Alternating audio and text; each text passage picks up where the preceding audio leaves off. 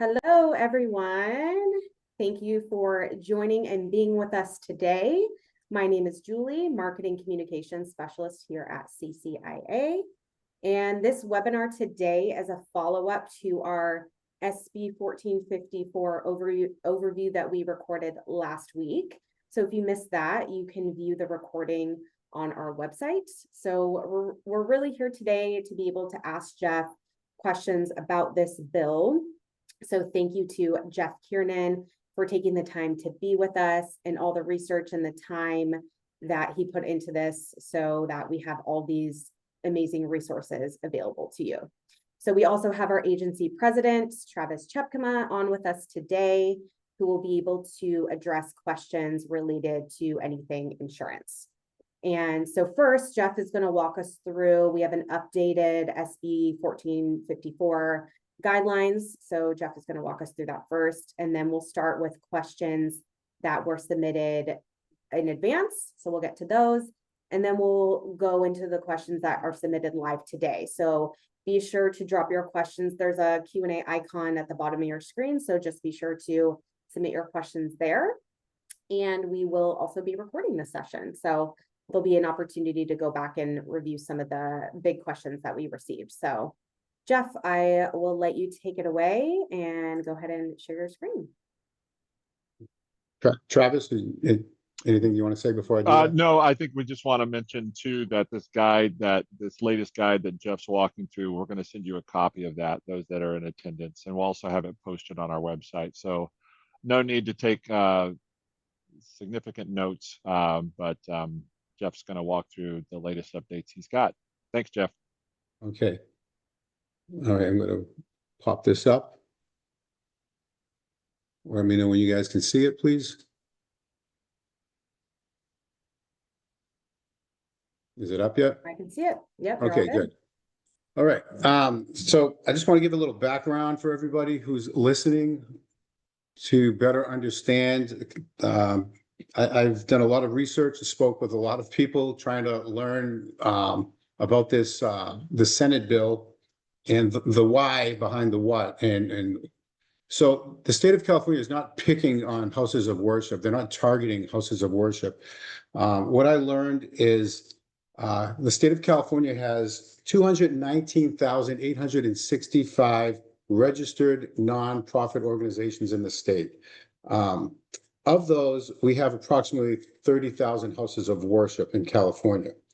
What the state, the Bureau of Security Investigative Services, who regulates security companies and security guards, what they were experiencing and what they were, one of their pain points were that they shared with me were organizations like Urban Alchemy, which is a substance abuse organization out of San Francisco and Los Angeles, and they've grown, and who use volunteers who interact with folks. And then they also brought up the Super Bowl, the Academy Awards, and the World Cup, or anything that people want to volunteer to be security for, when they're not really security guards. They don't have the training, they don't have the equipment issued to them, and they don't have the certifications or licenses. However, they are performing in the role, function, capacity, and job description of a security person, which is causing a lot of grief to the BSIS. That, I think, was the premise behind this Senate bill. I'm not sure if they were looking forward and how it would affect houses of worship, or if they just wanted to bundle us in. But that is why this was written and to whom it was written for, because of those concerns that they had with folks operating outside of their capacity. Okay. So that's a little bit of the background. So Senate Bill 1454, as most of you know, this has been in place since January 1st of this year. So we're into its 11th month. And to my knowledge, we have not experienced any BSIS oversight or anyone being fined for being out of compliance. However, it does exist, and we need to acknowledge it and better understand it. It did remove the exemption for the nonprofits, non-governmental organizations, charitable organizations and houses of worship under California security laws, which we previously enjoyed. Even with the Senate Bill 2 drama, we were still excluded or exempted from their oversight. Now we are no longer. So what does that mean?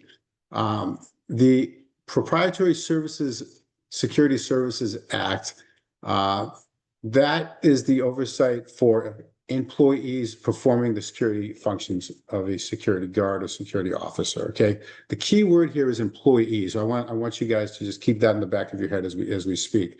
And the definition of the private security officer means an unarmed individual, not an armed. This is only unarmed we're talking about right now, because armed is a complete different classification, who is employed exclusively by any one employer whose primary duty is to provide security.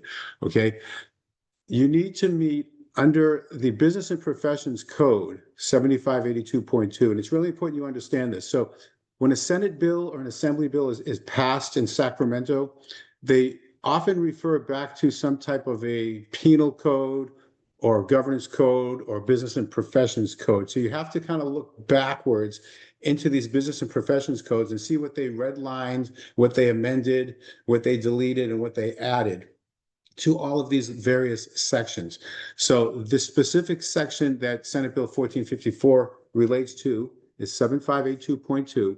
You have to meet both of the following criteria. One, required to wear a distinctive uniform, clearly identified the individual as a security officer, and likely to interact with the public while performing their duties, also known as public interface. Okay, so that's not either or, it's both. That is what's in the legislative text.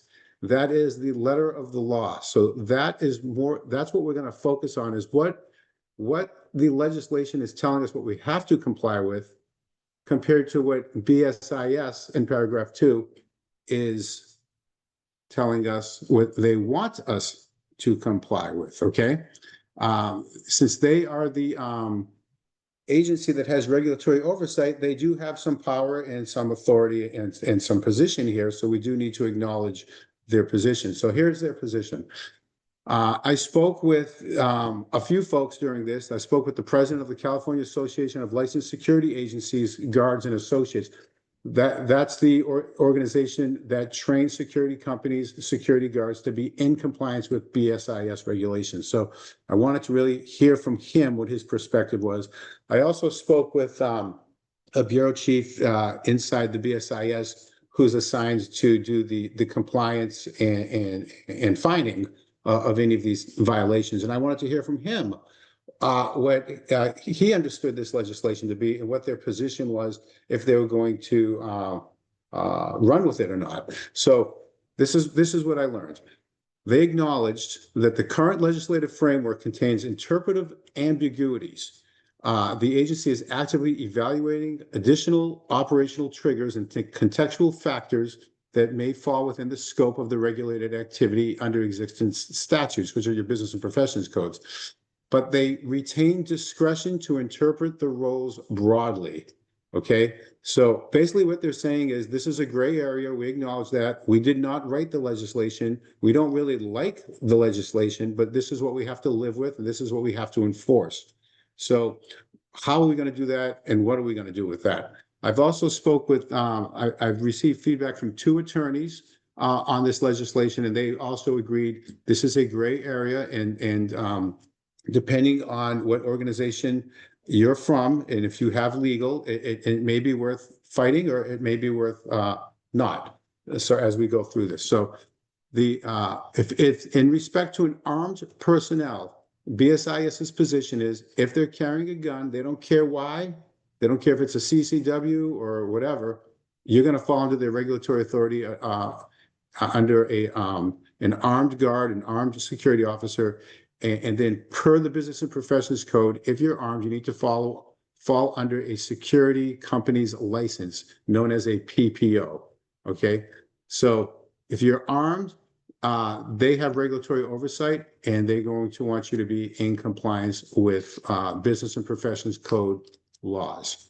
Okay, if you're a CCW, I'm getting a lot of questions on CCWs. Okay, CCW, you first have to ask yourself the question, and you got to be realistic about this. Why were you issued the CCW? What was the intent of the license? Why it was issued to you? It was issued for personal protection, for personal self-defense. And you are protected under the legal self-defense doctrine. If you have to use it up to including a deadly force, you're covered for self-defense as long as it's not deemed to be excessive force. Okay, that's why you have your CCW. If you're using your CCW for other reasons or purposes outside the scope of the issuance of that CCW license, and that would be working as in a volunteer capacity or an employment capacity for security or for somebody else, now you're outside the scope of that CCW license. That's only for yourself, personal protection. Yes, you can still carry it, and yes, you can still use it. But if it's part of the required equipment or expected equipment for your job, role, function, or duty, then now you're outside of the CCW. You fall under BSIS compliance as an armed guard, and you need to get a security guard card with firearms endorsement and fall under a PPO security company. So that's very clear when it comes to guns. So I hope I didn't confuse you. I used a reference here. You'll get this emailed to you, so you don't have to worry about taking notes. The second thing is the employee status. So if anyone is an employee, if you're like a security director employed by your nonprofit organization and your role and capacity is security and you're armed, or even if you're unarmed, they want you to be licensed under BSIS. And if you're a volunteer, you don't have to be, okay? There's nothing in there that says volunteer. It only says employee, okay? That's the letter of the law. So coming down here, there's another key term that's been argued, and it's called for consideration. They govern services rendered for consideration. So the question is, what does that mean? Well, I looked into it, and it's not, of course, it's not explicitly defined within the statute. However, the consideration is viewed and acknowledged to be any form of compensation or benefit provided to a volunteer, such as uniforms, polo shirts, equipment, if you're giving them meals during training, or any other tangible support could be recognized reasonably, could reasonably establish an employer-employee relationship under labor and regulatory standards. And again, it refers back to the Business and Professions Code. There's also California labor law that may come into play later. The next one is, again, this is all BSIS I'm talking, okay? This is not legislation. This is BSIS's position on what they would like to regulate. The volunteer's role, description, and function, and the key word here is may, M-A-Y, may be subject to BSIS regulatory oversight if BSIS considers it to be aligned with security duties. Therefore, they would consider that to be a regulated activity where they now have jurisdiction and authority over. The volunteer status no longer automatically shields houses of worship from BSIS regulation. Again, that's the whole premise of the Senate bill, right? That we are no longer exempt. The oversight is triggered when volunteers perform statutory security functions, wearing uniforms, interacting with the public, or providing protective duties. And I do have some questions on that Julie has for me, so we'll get to that in a few minutes. And then the safest path is to treat the volunteer safety teams as if they were regulated with clear role definitions, training, and documentations. Okay, again, this is BSIS recommendations that I wanted to share with you from what I learned in speaking with them. So who is BSIS? BSIS is, sorry about that, a little too fast here. The Bureau of Security and Investigative Services, they enforce California security laws under the Business and Professions Code. They oversee private patrol operators, proprietary security employers, and proprietary private security officers or security guards who have guard cards, armed and unarmed. So I pose the question, okay, that's great. We get it. You guys want to regulate anyone that's an employee, anyone that's carrying a gun, anyone that's called security. Okay. What about volunteers without uniforms or without employment? Unpaid volunteers. I want to be very clear with them. So if you're an unpaid uniformed volunteers, example, ushers, greeters, parking attendants, anyone in the volunteer ministries who do not present themselves as security are generally not regulated. Oversight is triggered when the role crosses into the statutory security functions such as acting as guards, detaining individuals, or carrying weapons. So if you want to get into the statutory security functions, you just go back to the Business and Professions Code that describes the definition of a security guard. And if it lines up with any of those descriptors, then that's what they're going to hang their hat on. If you overlap, if the volunteer without uniforms or employment overlap with security duties, even without uniforms, if volunteers are assigned to act as a de facto security guard, BSIS could argue they are functioning as unlicensed security guards.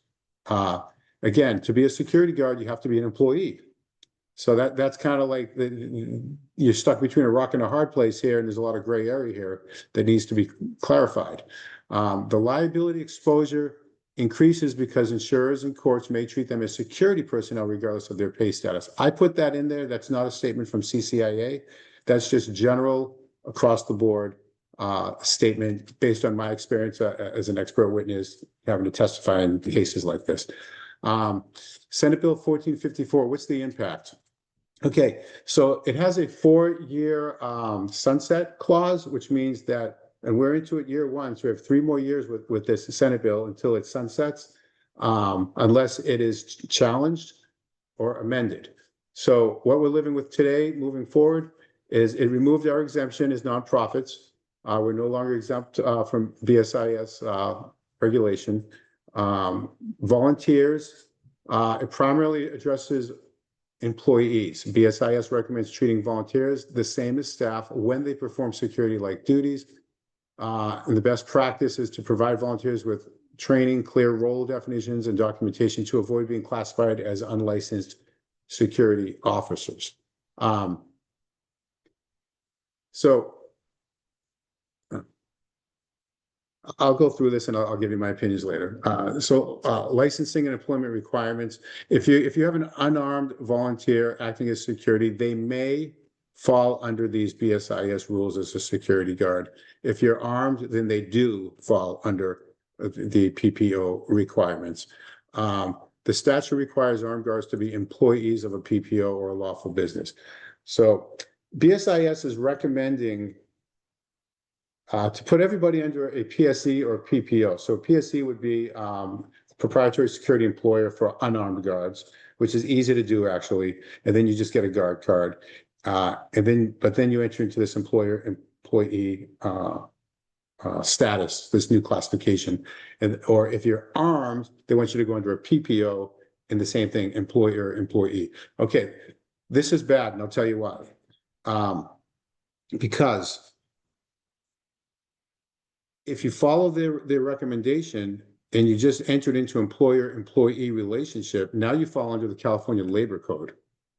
And what does that mean? That means you got to pay minimum wage, you have workers' compensation, you have, if the person goes out, you may have unemployment insurance. I mean, now you pretty much just started your own business, right? And that's something that not many of you are probably interested in doing. So I would think hard about making somebody an employee. Once you make somebody an employee, it automatically triggers BSIS regulatory authority over you. Right now, it's gray.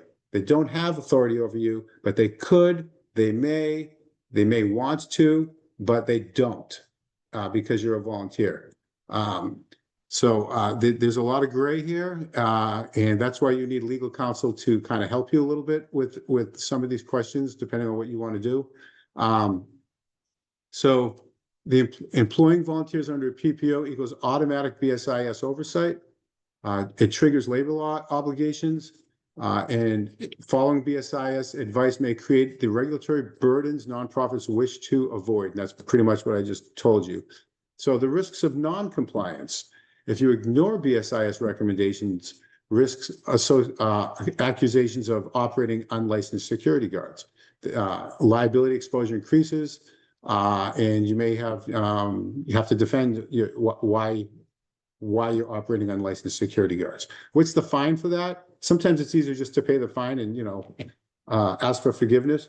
The fine, the maximum fine for unlicensed security guard, and I think this is for armed, it may be the same for unarmed, I'm not sure, is $5,000 for the organization. It's $500 for the individual. It used to be $25. I don't know why it went up so much. That's what they told me. I did not see anything in writing on that. I'm just going on with what they told me. The organizational decision points. So faith-based organizations must decide whether to A, argue that your volunteers are not employees, therefore you're excluded from Senate Bill 1454. B, argue your volunteer roles resemble security but remain outside of oversight since they're unpaid. C, recognize BSIS may classify armed CCW volunteers as agents of the nonprofit. D would be employ and pay your volunteers under a PPO, under a security company. Then that is automatic BSIS oversight. And risk violation of business and profession code, section violations if the armed guards are not properly employed. So once you have somebody that's armed, they want you to make them an employee. That's the problem. What do we do? So challenges of compliance. Okay, so if you're going to do everything BSS wants you to do, and believe you, the more questions I asked them, the worse it became. It was absolutely ridiculous with some of the scenarios that I was presented. To me, it felt like government overreach, but that was my experience. Okay, so the financial burdens include you have to pay your volunteers, you have to have comply with employment laws, and then you have to do insurance and licenses costs. That's if you go right down the line with everything BSIS wants you to do. The legal strategy, it's a narrow interpretation argument. And if you get an attorney to look at this, the attorney is going to have a problem with this legislation and they're going to want to argue this and they're going to want to fight. So the regulation applies only to services performed for consideration. Again, what does that mean? That we think it means compensation for your volunteer work. Senate Bill 1454's use of the word employee strengthens the argument that true volunteers are exempt because they do not meet the employee trigger. Now, why did they write the word employee? Was that intentional? It must have been, otherwise they wouldn't have written it. So I think that gives us a little bit of leverage to argue, to push back. However, if you're operating in security guard role function capacity, they're going to have leverage to push back saying, hey, you guys are running a security program and you're unlicensed. So, you got to be realistic with this too. Okay, let's get down to the next section here. Practical recommendations for houses of worship. Define your roles clearly. Label your volunteer positions as a safety team, a hospitality team, an emergency response team. Just don't call them security if you don't want to be under the regulatory authority of BSIS. If you have security, then just make sure that you're doing everything by the book so that you're in compliance. Avoid the uniforms and badges. That's very clear and specific. Limit the authority. Volunteers should not detain, restrain, or carry weapons unless formally licensed. That's per the Business and Professions Code. Training, even if not required, provide de-escalation and trauma-informed safety training to strengthen your defense. And documentation, maintain written policies, clarifying that volunteers are not security guards under BSIS definitions. So what I did is the safety plans that I have, I actually went ahead and amended them and made sure that they're in compliance with this new Senate bill so that anyone that's using them is covered, so they won't get in trouble. There was one thing when I was reading this came to my mind. Hey, Jeff. Yes. Can we pause just to get to some questions? Because we have a good amount coming in. So can we jump into some questions? Yeah, let's do it. All right.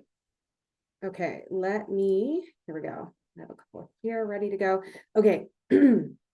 Our monitors are volunteers. Some are armed with CCW or retired law enforcement, or volunteers are not armed. We have never been security. Because our armed volunteers are legally allowed to carry firearms, do we fall under the new guidelines? That's fine if they're licensed CCW carriers and if they're HR 218 retired cops that are in compliance with their CCW issuance. If they're acting in the role, function, or capacity of security duties and responsibilities, then BSIS is going to want to they're going to want to encroach upon you and regulate you. So if you are, and here's an example I give to BSIS. I say, hey, what if I'm a Sunday school teacher? Because sometimes my wife and I teach Sunday school, and some knucklehead comes in there with a knife or a gun. He's going to want to shoot people up. And I pull up my CCW and I shoot him and I mitigate the threat. They're like, oh yeah, you're covered. We have no regulatory authority over you because you're not a security guard. You're a person with a CCW that's using self-defense doctrine. We have no jurisdiction over that. Mhm. However, if you're working in the capacity and role of security, and you're trained in security, and you're acting as on behalf of the nonprofit organization to protect property or people, and outside of the scope and intent of the CCW permit, then absolutely we're going to want to regulate the heck out of you and put you under our compliance. So it comes down to what's the scope of your assignment, and is that required a piece of equipment that you need to perform those duties. Is that good? Yeah, that's great. All right. We have a couple of questions that are kind of similar, so I'm going to read this one off to you. If we have a couple of retired sheriffs on our safety team who are fully certified to carry a concealed weapon, can the rest of the team continue to perform their safety duties? Parking assistance and checking their shared doors are locked. So this is a great example. So if you're retired law enforcement and you have a CCW, that's great. Just remember, you're not active duty law enforcement anymore, so you don't get the free pass to do anything anywhere like they do. You're still a civilian with a CCW. The only difference is you can carry in 50 states. So if those couple of retired sheriffs are acting in the role, capacity, and function of security, they would fall under, they would need to get their guard card, firearms endorsement, and be under a PPO. So you can find a local security company that can adopt you and put you under their license, so that the church doesn't have to go through all that. But you would have to fall under the compliance of BSIS because of your role and capacity. The others, they could just be in a support role function. And if they see trouble and they address trouble, the only thing is the BSIS does not want you to intervene, is the word they're using. So once you start to intervene, like putting your hands on somebody or detaining somebody or whatever, then they want the handoff to go to the security people. So if you're a store employee at Walmart and you see a shoplifter, or you're a store manager in Walmart and you see a shoplifter or something like that, you can do your job and observe, report. You can even, maybe even confront the shoplifter. But then there's a point where there's a line that's drawn where you get on the radio and you call for security, right? And security comes and they do the cleanup work. So you don't have to, that store employee isn't responsible to do that. So it'd be kind of like the same thing. You just draw a bright line. Here's my security folks, and here's my supporting role. Call them the safety team. If there's an evacuation or a reunification effort, or anything that's non-security related, known hazards, general safety plans, standard response protocols like securing a campus, medical aid, parking lot ministry, working communications or the video room to look at the video surveillance cameras, access control, like if you just want to shut a door, lock a door, anything like that. You can say, hey, that's not security. That's our safety team. They're handling all the general purpose stuff, and we're just here to deal with that one violent offender or that heckler that won't shut up, and they need us to intervene. So hopefully that makes sense. Okay, yeah, that's a good segue into the next question. As a church member, usher, and retired police officer, does SB 1454 keep me from detaining for the purpose of making a citizen's arrest?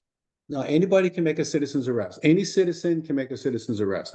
So if you see something that a crime in your presence as a citizen, if you said, okay, this is something I want to detain this person, obviously you call call the police and you want to do the handoff, or you hold them until the cops get there, and then you do the handoff and give them a statement to the cops. But anyone can make a citizen's arrest. If you're operating in the role, function, capacity of security, and that's your job description, and that's the expectation that, hey, there's somebody committing a crime, and this is the guy that's going to address it, and you're that guy, and that's your expectation, then you may fall under that BSIS compliance, that they look at you as a security guard, and they're going to want you to fall under their regulatory authority and be a PPO if you're armed, or PSE or if you're unarmed.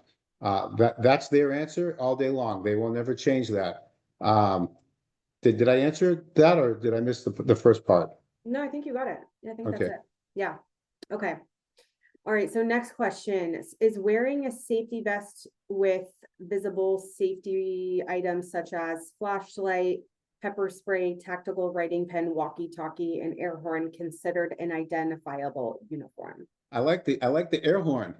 Yeah. Don't use an air horn with mental health, people, mental illness, homeless folks. It will result in an immediate violent reaction. Okay, so just be careful when you use that air horn. Okay, I'm going to say no, and I'll tell you why. What if you could be, that sounds like a parking lot ministry person to me, that's out there with their safety vest on, and they're out there doing their thing. With the pepper spray or pepper gel, there are some regulatory, California, there's a penal code called 22-810 of the California Penal Code. Pepper spray and pepper gel are both legal to carry and use for self-defense, okay? 2.5 ounces or less, that's the rule. 18 years or older, minors can't carry it. And if you have a felony conviction, you're prohibited from carrying the pepper spray. But you can carry that for self-defense. You may want to let your boss know that they may not like you too. I don't know, just check with them. But if you're not operating in the role, function, and capacity of security, and using it for that as a tool or piece of equipment to support that role, then you're okay. I think you can easily argue your way out of that one. And in respect to all these questions, BSIS doesn't have 100% full regulatory authority over you. If you do put your hands on somebody, or if you do interact with someone, if it's a one-off. So if I'm an usher or a door greeter or a Sunday school teacher or anyone, and I have to take somebody down because for self-defense or to defend a child or defend whatever's happening, that's okay. I'm not a security person. I'm just doing what needed to be done because it was the right thing to do at the right time for under self-defense of myself or others, okay?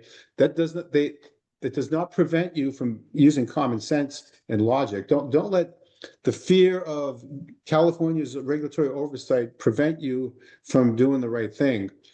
Their position is, if that's your role, function, capacity, if that's your job description, and that's what you're coming to do, and you're training and you're briefing, and then you're deploying and all that stuff, then they're going to say, okay, that sounds like a security guard. We should probably regulate them to make sure that they're safe and competent. That's what they mean, okay? So if it's just a one-off thing, you're probably going to be just fine. Okay. Let's go to this next question. Is visible viewing an app such as Ring or other security cameras on a cell phone or iPad during a worship or teaching service considered a function of security or guard, not simply a safety usher greeter? No, because that could be your media team might be doing that, or it could be a dispatch team. Is a dispatcher a police officer? When I worked at the Oakland Coliseum for the Oakland A's baseball games, we had a dispatch room. Those weren't security guards. So that's situational awareness. Is Travis giving you I'm talking too much? Is that what he's doing? I can see. No, you're good. Okay. Go ahead.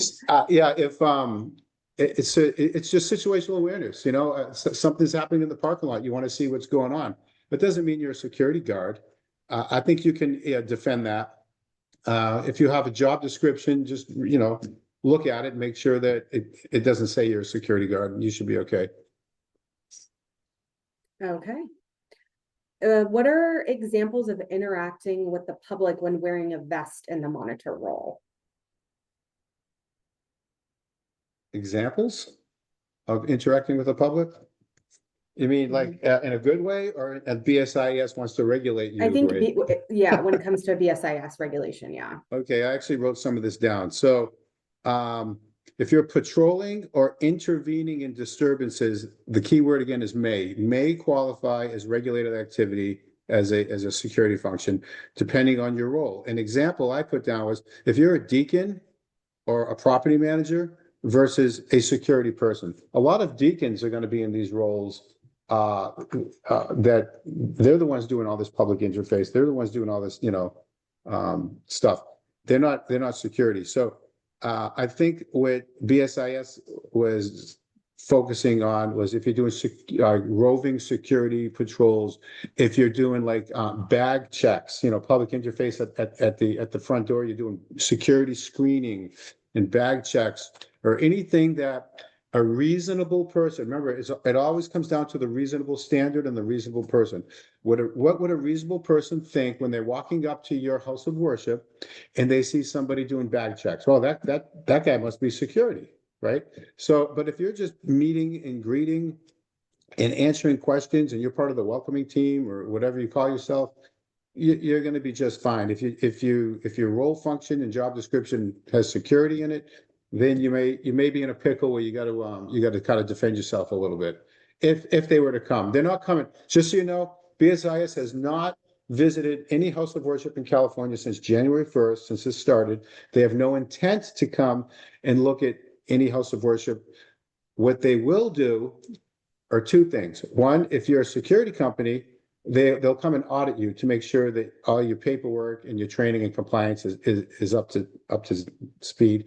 And the second thing is, if you experience an incident that results in public knowledge, so say there's a shooting or a stabbing or something that you experienced at your house of worship, and then there's a claim or a lawsuit, and a plaintiff has a lawsuit against you, the plaintiff's attorney will do what's called a discovery, and then they'll hire somebody like me. And then what I do is I look for, were they in compliance with all the regulations that no one's ever heard of? And then BSIS will have to come and do an inspection and see if you had a findable offense, if they could fine you or give you a citation for some. It's kind of like a fire code violation. If there was a fire and the fire marshal came in and he said, "Oh, you had an obstructed egress. Your emergency exit was obstructed with all your music equipment or boxes." So they're going to fine you for that obstruction under an OSHA clause. Then that's kind of when they'd come in. It'll always be post-incident, after the fact. Okay. All right, let's see. You may have kind of answered this in the last question, but what are examples of monitoring a parking lot when it comes to the BSIS regulations? So again, I would look at your job titles and roles. I would call it a parking lot ministry. So that way you just get away from the whole security thing. And your role and function is to direct traffic, provide a safe ingress and egress for visitors, and direct them to parking sections. Monitor if you see suspicious activity. Then you get on your radio and you let the person at the front door know, hey, this person's suspicious for whatever reason. You may want to shake them down or talk to them. Sometimes just talking to them, you'll figure them out. So that's all good. You're not security. You are we all remember, it's teamwork. Everybody is security, right? That see something, say something thing. We're all responsible for our own safety. Safety is a good word. Security is a bad word when it comes to BSIS. So just think of it like that. So it's how you phrase it, how you term it. You're still going to do this same stuff. Just in the back of your mind, just know that these guys are looking for a reason to encroach on you and regulate you. Don't give them a reason. Okay, that's good. Okay, let's go to this one. When wearing a vest as a safety monitor, usher, or greeter, do we have rights as a public citizen like self-defense? Absolutely. You have rights as a public citizen for self-defense anywhere, anytime. You're on a train, in a movie theater, at a church, or a mosque or synagogue. It doesn't matter. So you're good to go there. However, look at the self-defense doctrine and read it, understand the elements of that. And then when you give a statement, be careful with what you say, because you are going to be judged on the moment of the threat. You're going to be judged on your perception of fear that you had based off of whatever you were experiencing, and everybody experiences things differently. So it's going to be how you can articulate the danger that caused you to act or react. It's very important that you or consult with somebody before you give a statement, so you can properly defend your actions or reactions when that comes. And again, the standard is reasonable. What would a reasonable person do if they were in your shoes during that same moment? Would they have done the same thing or not? And then you'll be looked at for, was your use of force considered appropriate use of force, reasonable use of force, or excessive use of force? So just keep those in mind before you thump somebody, and you should be okay. Okay, yeah, that makes sense. Okay, what is a uniform defined as? Polo with a church logo on it, or a church logo and safety Okay. team? Good question. So yeah, again, you want to go back to the context of the words that were written in the legislation, and they're using the word or the term security. So if it's security, there's no way around that one. Okay. So if you have a polo shirt, the reason why I brought up polo, that was for the employer-employment relationship, that if you're providing something to them, that could be looked at as a form of payment. That's how the state looks at it. Polos are fine though, because deacons wear polos, ushers wear polos, right? So polos are fine. Just don't, if they say security on them, you might have a problem. If you look like security, like I know I talked to this one chapel a few weeks ago, they're probably on, and they're all wearing, tactical 511s, right? Who started wearing tactical 511s? Donald Rumsfeld during the Iraq War. He started the whole thing. And who went to those? SWAT teams, and then police, and then military. So if you're all wearing tactical 511s, I'm going to look at you as a reasonable person. Okay, that's either a cop or security, right? So, just look at how you're being perceived. Okay. All right. So is a traffic guard vest okay for non-paid volunteers to wear on church premises? I think you may have answered that. Your traffic vest is fine. That has nothing to do with security. You're good. That's a that's a safety thing. It's like the crossing guard for schools, right? They're wearing it. Yeah. Okay. That's great. Let's do this one. Can volunteer LEOs, law enforcement officers, carry firearms and not be regulated under VSIS? Volunteer LEOs, yes, they can carry firearms if they're not in the role, function, capacity of security. So I'll use myself as an example. When I was a Sunday school teacher, I could carry my CCW gun, but I'd have to check with the church, because they may say, hey, we don't want any guns in the children's section. It's scary, so maybe not. But if I'm working in the role, capacity, or function of security with my gun, and that's a piece of equipment that's going to be used or expected to be used, then they're going to look at you as a security role and function. They're going to want to regulate you as under a PPO license. And if it's armed, there's like, they don't care. They want to regulate you. That was the message I received. Okay. Okay, if you are a CCW, but are a volunteer safety monitor without a uniform, are you okay to carry? So you have, whoever you're volunteering for, you need their permission first, okay? And if you're carrying a CCW, you should have your own CCW insurance that protects you. And there's plenty of insurance companies out there that do that, but it's a personal, individual thing. And so this is a safety person, CCW? Isn't that the same question as the last one was? Yeah, so similar. Yeah, so I mean, like if you're a safety person, like you're an EMT, paramedic, nurse, and you're in that safety role capacity, or if you're an emergency manager and you're going to handle the evacuation, lockdown, shelter in place, secure campus, reunification, non-security related kind of stuff as in that safety role capacity, or if you're doing de-escalation for therapy or, you know, suicidal teenagers or whatever you're dealing, mental health and homeless de-escalation, and you're in a safety role capacity for the safety of the campus and stuff. Once that's you could probably argue that and say, I'm okay. Hey, and I happen to have a CCW bonus. And if I need it, self-protection, self-defense doctrine, I'm covered. But if you're using it in the role capacity or function of security, and you're using it to protect the property or the congregation, and that's an expectation based off your job role and function, then BSIS is going to want to regulate you and say that you fall under their governing authority. Okay. All right. If volunteers carry a radio in their Sunday morning classrooms for hearing if there is an issue, and then follow instructions to either evacuate or lock down, would that fall under the rules of security? No, that's completely apples and oranges. That's you should have a radio and you should know how to evacuate. That's just a safety role expectation. And, you know, under OSHA general duty clause, you're supposed to have an emergency action plan. So that would fall within that. So you're good. If you don't do that, you could be sued for negligence if something bad happens. So it's good you're doing that. But that's not a security. And here's an example, because I had a security team armed. It was in Dallas, Texas, and I went and audited them, and they had like 10,000 members in their mega church, which actually is probably a small church in Texas. But anyway, and I asked them, I said, hey, if you guys do an evacuation, who's doing it? And the security guy says, well, we're doing it.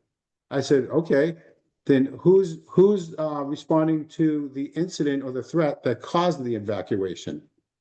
And they're like, well, we would do that. I said, well, you can't do two things at once. So what are you doing? Are you doing the evacuation, or are you responding and investigating the cause of the evacuation? And he said, that's a good point. We should probably talk about that. So have your security folks respond and investigate the cause of the problem, and have your ushers, door greeters, and others responsible for directing people out the doors to the parking lot. Security can't do both. So, you know, draw a line and say, that's not a security role and function. So you don't have to make it one. Of course, it's great that they do it, but sometimes it's not practical. So. Okay. Let's see here.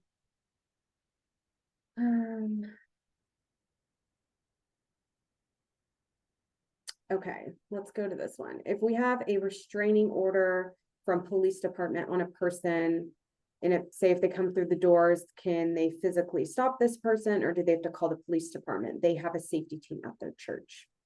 Okay, so the good question. A restraining order is a criminal court order. Okay, that's criminal. It's enforceable. It's arrestable. So call the police, right? That way you say, hey, look, I called the police. So you did the right thing right away. And now you're dealing with this person. And you're not going to just let the person walk in and hurt somebody. So you can put yourself in a position to delay the person's entry, deter the person.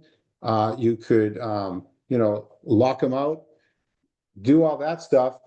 If the person continues and now they become a threat to your person or to somebody that you're responsible for, then, you know, you have your self-defense doctrine that you can engage. But get on the radio, call for security. Hey, we got a problem here. I need some help. Is there a security type person that can respond and help me? And then if there's a fight or something like that, you can say, hey, I requested the police to be called. I requested security. I tried to let him out. What else do you want me to do? I'm not going to let him kill his ex-wife. So I did what any reasonable person would have done at that time. And you know, we engaged, or I defended myself. I think you're okay. It's how you articulate the why you did what you did when you did it.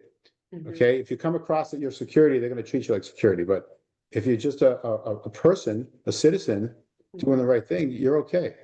Don't let BSIS, you know, regulate you. They don't want to, so don't give them a reason to. Okay, Is that a good answer? Yeah, that's a great answer. Yeah, awesome. Thank you so much. Okay, let's go to this one. On the same topic of ex-police, is ex-military the same? For what? For carrying a gun? Just overall, when you talk about like a retired police officer or something like that. Okay, again, we all think we're awesome, but we're not. I'm ex-military and I'm ex-police, and We're just civilians. That's all we are. We don't have any extra, rights or powers. If anything, they'd probably use against us. Now, you'll be operating, if you're carrying a CCW, for self-protection, that's okay. If you're using it in the role and capacity and function of security, they're going to want to regulate you as it's armed security, and you have to fall under a license for that. But it's great that you have that experience to offer to the team. So that's good. Leadership, decision-making, teamwork, that's all super important to have. I hope I answered this question. I don't know. Yeah, that's great. Okay, let's go to this one. Though not required, some of our safety team members are former emergency responders. We assume some of them are CCW carriers. How do we make certain they are considered safety, not security? Okay. First of all, I don't know if they're intentionally not asking when they assume, but you shouldn't assume anything. You should know who has what under your roof. If you're assuming they are CCW carriers and they get involved in something, are you assuming that your nonprofit organization insurance policy is going to cover them? Because I can tell you right now, they won't, because you didn't give them a letter of authority or officially recognize them as a part of your organization.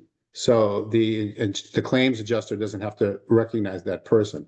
They'll protect you, the organization, not the individual carrying that gun. So that's one thing.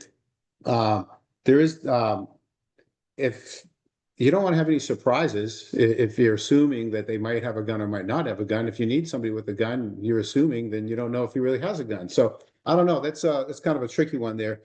I would say if they're carrying a gun and if it's to support the function, role, capacity of security assignment, then BSIS is going to want to regulate them under their compliance, and you have to fall under a PPO license. They were clear. If you have a gun, they're going to regulate you, unless you're carrying it for self-defense and you're not related to or assigned a security role and function. If you're an emergency manager, or you're doing like, hey, I'm the guy that's going to, open up a evacuation assembly area and bring everybody to me, and I'll deal with the reunification and all that stuff. Oh, and I happen to have a CCW. That's fine. That's fine, because now you're not a security person, right? So if you have some designated security people, and then you have other people that are carrying guns, as long as they're not like the primary, they're not security, and they're not calling themselves security, you give it to the lead security. That's your front man, and then everyone else is in like a supporting role, but they're not calling themselves security, they're not functioning as security, and they're carrying a gun. That's okay. It's just when the two intersect is when BSS is going to be all over your business. Okay, so then this question goes into non-lethal. So does SB 1454 also govern non-lethal? Okay, non-lethal as far as like an unarmed security person. Okay, so if you're an unarmed person in the role, capacity, and function of security, then they want you to fall into what's called the PSC, Proprietary Security Employer, and you just need a simple guard card. If you're armed, they want you to fall under a PPO, which governs armed. And what's the difference? Insurance costs. One costs a lot more because of risk and liability. And training. They have the same guard card training. The only difference is if you're armed, you have to do I think it's twice a year qualifications at the range. So you still need a guard card. There is no strict legislation that says the nonprofit organization needs to have a PSC, but there is strict regulation under the Business and Professions Code that says if you are acting in the capacity of an unarmed security guard, you need to have a guard card, or you can be subject to a personal individual fine. But the church or synagogue organization probably would not get fined, because there's nothing explicit that says they need to have that, even though to keep it clean, they should, but I don't think they can hold them to it if you get an attorney. Is that okay? Did I answer the question? All right. Yeah, you answered. Yeah. Okay, let's go to this next one. If we have a do not tell approach to CCW holders and they use their gun on a Sunday morning during an emergency intruder scenario, would the courts deem them as part of the safety team, even if they were not on it? No, if you're a congregant or a visitor and somebody just rolls in on a Friday, Saturday, or Sunday and they're sitting there and they have a CCW and some knucklehead comes in and they want to start, injuring people, and you have authorization to use deadly force under the self-defense doctrine, you can get up and shoot them or stop the threat, mitigate the threat, whatever.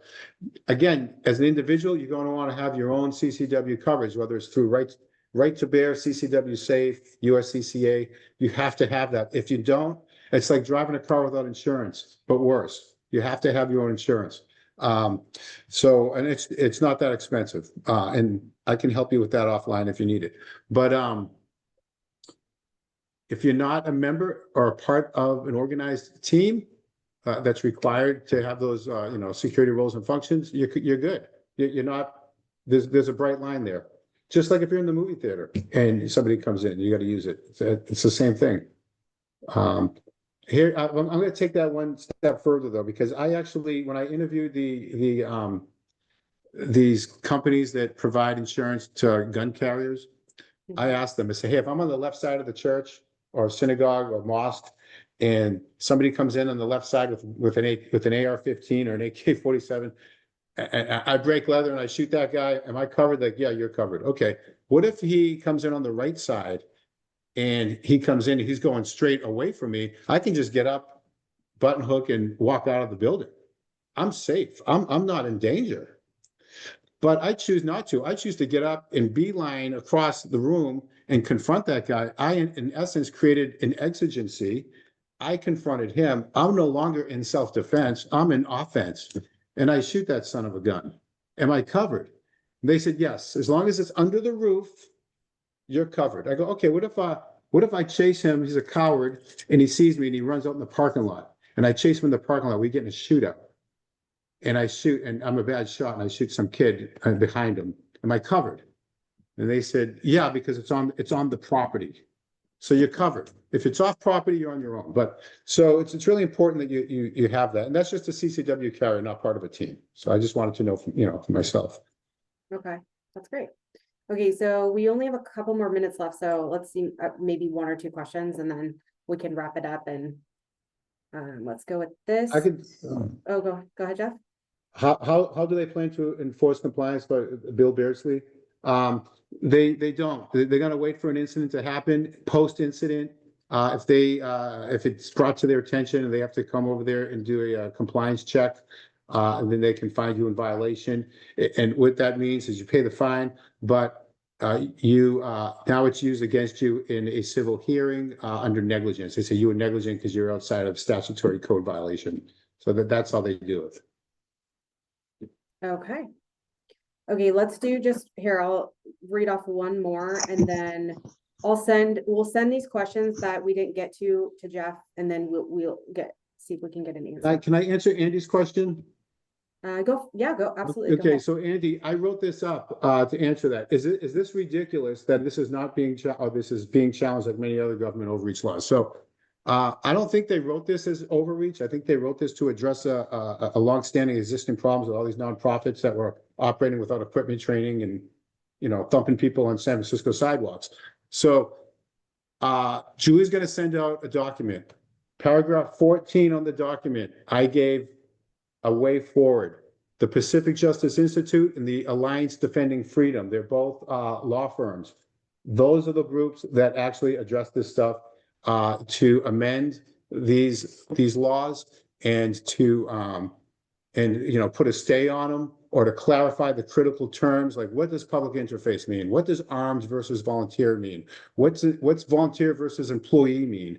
So, I've already reached out to some attorneys to start that conversation through the network. So, but it's all in the documents for you and your organization to look at and to consider. Great, Jeff. Thanks so much. We got a lot more questions. As Julie said, we'll respond to those individually. So if you have a question, it's been captured, and we'll get back to you directly. I just want to thank Jeff again for just the time and energy and effort he's put into this regarding this legislation. And I did want to lastly, and just to remind everyone, I've spoken with many carriers that deal with houses of worship, and the ones I've spoken with, BSIS, this compliance and this audit does not affect your house of worship insurance. There's nothing in underwriting guidelines related to this bill or BSIS compliance. So nothing changes as of today regarding the coverage and the underwriting that they do on your armed or unarmed safety team. So I just wanted to pass that along. If something does change, of course, we'll be the first to let you know that there's been a change, and you'll see that in the underwriting requirements that you get. So yeah, we want to honor the hour, and thank you guys for your time. We got the questions captured. We'll give 1 second left to put one in there if you've got it, and we'll go from there. Julie, anything else? No, I think we're all set. Thank you, everybody, for tuning in. Thanks, Jeff, for your time. And just look out for the email with the BSIS guideline document. And thank you so much. Okay. Bye.